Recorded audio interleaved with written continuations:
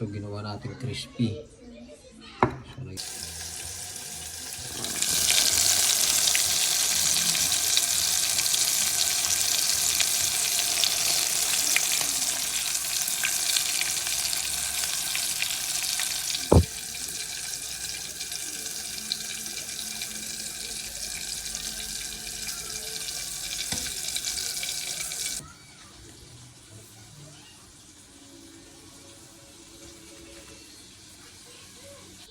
ano kaya masarap na sausawan itong ginawa natin ano?